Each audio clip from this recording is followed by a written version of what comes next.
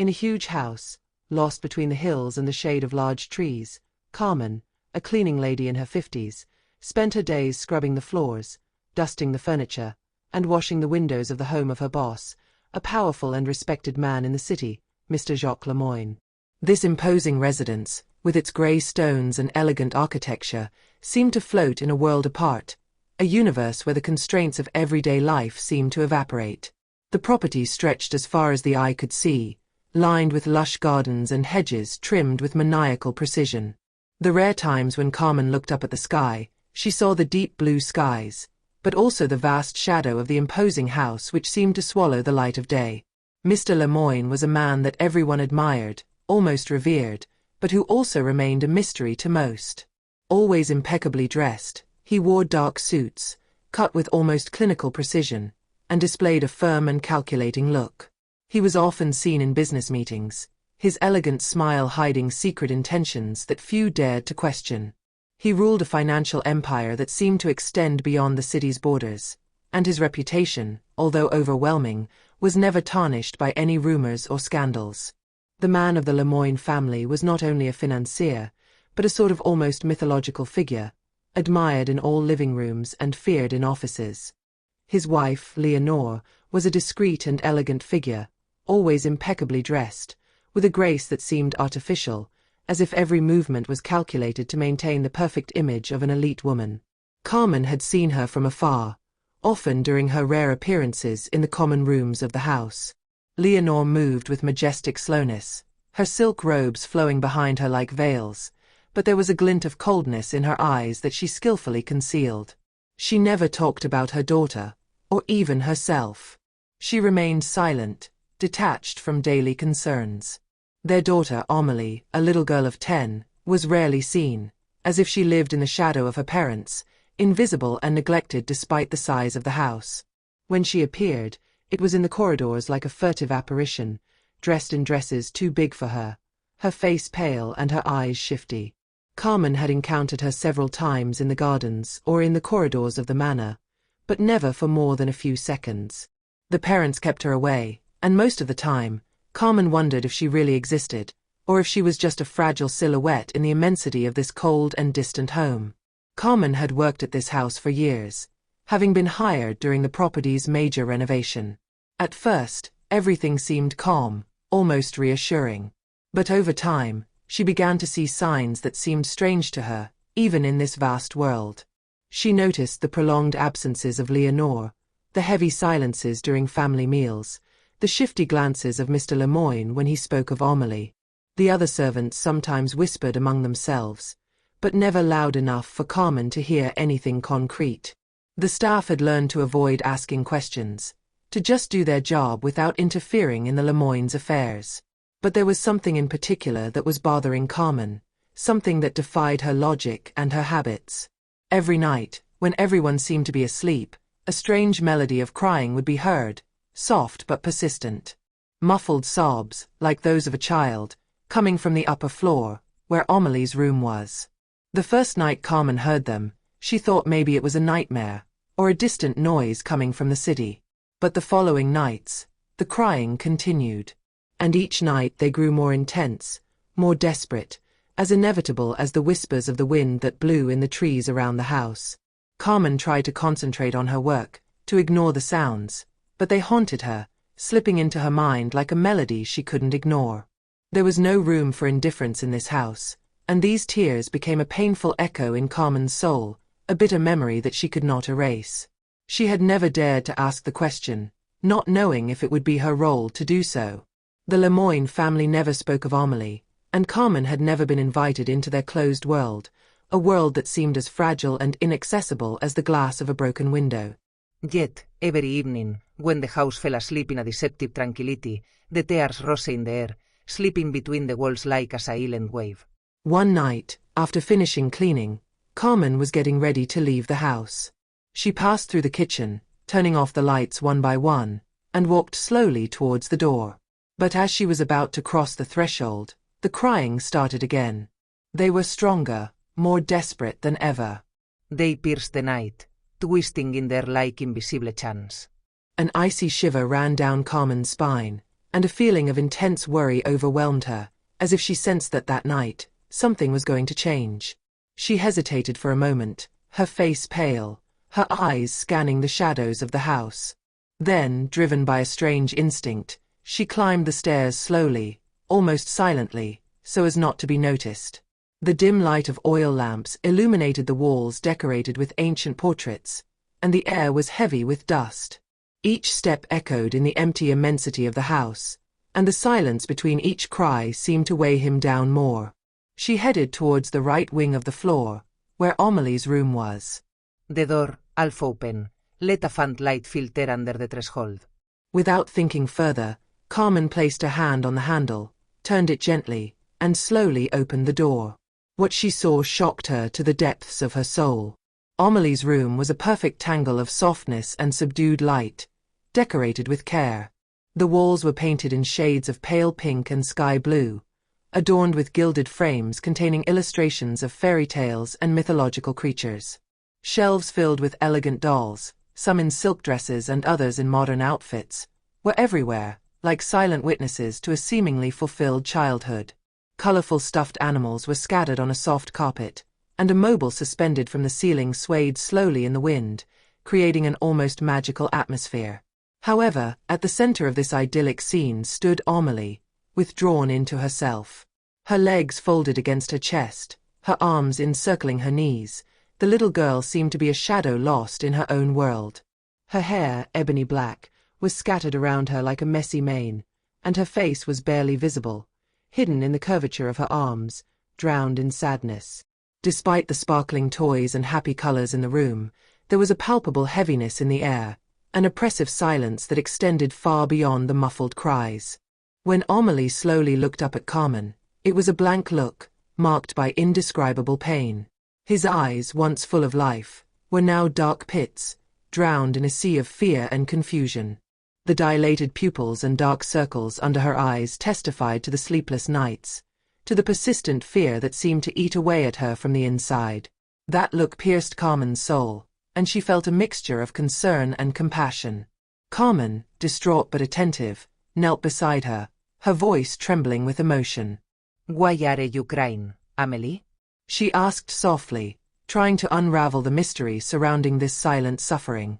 Amelie didn't respond immediately, as if she was having trouble collecting her thoughts or articulating what she was feeling. His lips trembled, but no sound seemed to come out. She seemed to be struggling inside, like a trapped creature, fighting against an invisible wall that kept her silent. Then his voice broke the silence, a weak, broken whisper that hung in the air like a stolen confession. They are hiding me. They don't want anyone to know. Carmen felt a shiver run down her spine. His own fears, although vague, seemed to be taking shape. She moved closer, one hand outstretched in an attempt to comfort him. "Who is hiding from you, my darling?" she asked softly, her heart racing, a mixture of fear and curiosity growing inside her. Amelie slowly stood up, her eyes staring at Carmen with a mixture of pleading and terror. She looked fragile, broken, as if an invisible weight was crushing her. "Mom, Dad, they hurt me, but no one has to know." Amelie's words hit Carmen like a bolt from the blue. His heart sank, and an icy cold settled in his insides. She couldn't believe what she had just heard. Mr. Lemoyne, the respected, revered man, and Leonore, the elegant and distant woman, were responsible for this suffering? Was this perfect family, this facade of happiness, hiding a much darker reality? Carmen, in shock, leaned a little closer, her eyes filling with compassion and confusion. "What do you mean, my child?" she asked, her voice breaking with emotion, almost unable to understand the gravity of the situation. Amelie closed her eyes, as if trying to protect herself from the pain she carried inside her. Her small figure trembled, and his hands clasped against her arms seemed to hold her in place, like an anchor in a stormy ocean. "Every time I do something wrong, even if it's nothing, they punish me." "Not like other children." "Not like Mom and Dad." Her voice cracked, as if the pain of those memories was too much for her to contain any longer. She took a deep breath, then added in a shaky breath, "They scare me." They tell me that if I speak out, I will lose everything. Amelie's words were like a dazzling revelation in the darkness. Carmen felt her legs wobble from the impact of what she had just heard. His hands went to his face, as if they could erase the image that was taking shape in his mind. The Lemoyne family, with their impeccable appearance and unshakable status, hid a secret so dark that it seemed to engulf the little girl's fragile soul. But beyond the horror she felt, Carmen had the impression that these words were going to change the course of her existence, and perhaps even that of little Amelie. Carmen knelt down beside her, her eyes filled with worry. "Why did you tell me that?" she asked in a soft but insistent voice. "Why now?" Amelie hesitated. Her eyes filled with tears, but deep inside them, there was a spark of hope, a search for comfort in this world that seemed so cruel to her. She lowered her head, and her lips trembled before she whispered, almost under her breath, "Because I can't take it anymore." The pain, and the loneliness. They tell me I can't go out.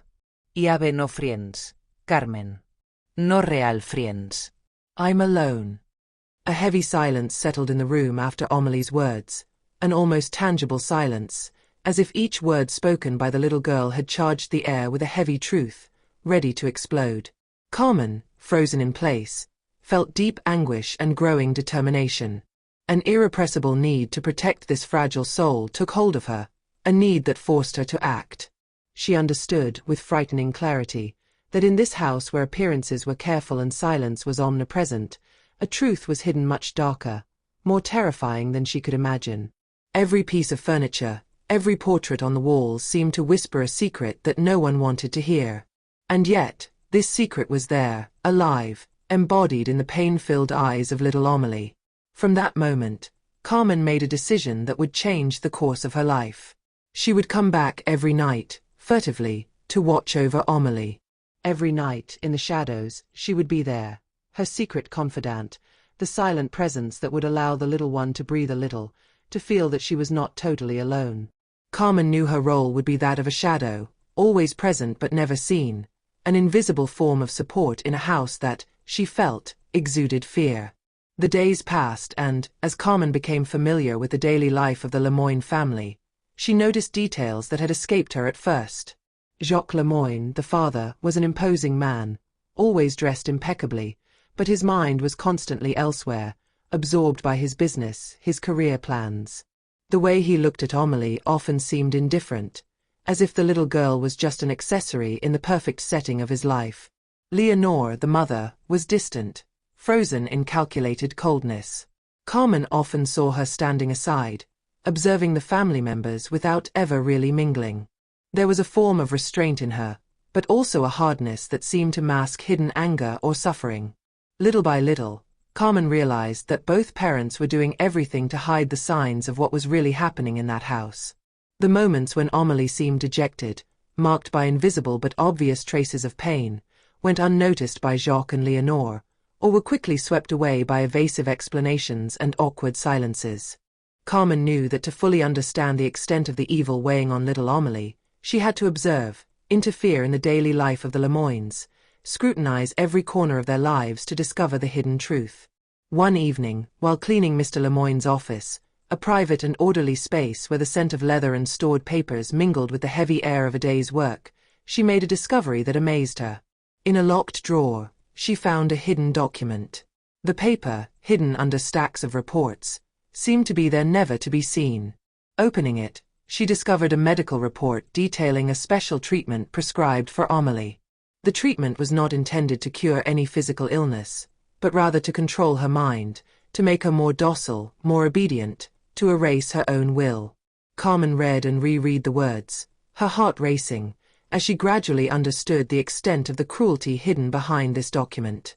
This treatment, prescribed by complicit doctors, aimed to break Amelie's spirit, to silence her, to suppress her desire to escape the influence of her parents. Carmen shuddered as she imagined the mental and physical pain that the little girl had to endure in silence, with no one to confide in, without a voice to denounce what she was suffering. She now knew that the abuse Amelie suffered went well beyond the physical beatings. The invisible marks, the ones that gnawed at her insides, were just as terrifying, if not more so. The little girl was not only beaten, but her dignity, her identity had been stolen from her. Carmen knew she had to act. But the anxiety of risk gripped her. She was just a simple servant in this opulent house, and the idea of confronting the Lemoines, of publicly denouncing them, frightened her. The fear of losing his job, of finding himself on the street, of seeing his own life destroyed by a system that seemed to protect the powerful, prevented him from making hasty decisions. She had no weapon to defend herself if her decision ever failed. But his heart, guided by unwavering loyalty to Amélie, knew there was no turning back. Every night, after the Lemoine family had gone to sleep, Carmen returned in silence, like a shadow, watching Amélie's room, listening to the little girl breathing, on the lookout for the slightest sign of distress. Sometimes she found her asleep, exhausted from her tears, and sometimes she just saw her sitting there, staring into space, like a child too old for her years. Then one day, the moment arrived. Carmen, hands trembling but resolute, made a bold decision. She quietly sent copies of the medical documents to a child welfare organization, hoping they could do what she couldn't, expose the truth. One foggy morning, a few weeks after the documents were sent, the police knocked on the Lemoines' door. Carmen, hidden in the shadows of the house, waited anxiously, her heart pounding, listening to the sounds of the interrogation taking place inside. The scandal broke, the media invaded the house, and the truth about the abuse suffered by Amélie was revealed. The Lemoines were arrested. Jacques, whose image as a respectable businessman was crumbling under the weight of the accusations, and Léonore, whose distant attitude was no longer enough to hide her involvement, were taken away in police cars, surrounded by a crowd of journalists. Amélie, the little girl who had lived in the shadows, was taken in by a loving foster family, far from the hands that had broken her. Carmen, for her part, continued to work for the Lemoine family for a time, but she knew deep down that what she had done went beyond anything she could have hoped for. In the silence of the house that had once been filled with tears and secrets, the truth had finally come to light. The Lemoines' hold on Amélie was broken, and the little girl, finally free, could begin a new chapter in her life, far from fear and darkness. Carmen found the inner peace she had long sought, knowing that she had risked everything to save a lost soul, a little girl who, for the first time in too long, could hope for a bright future.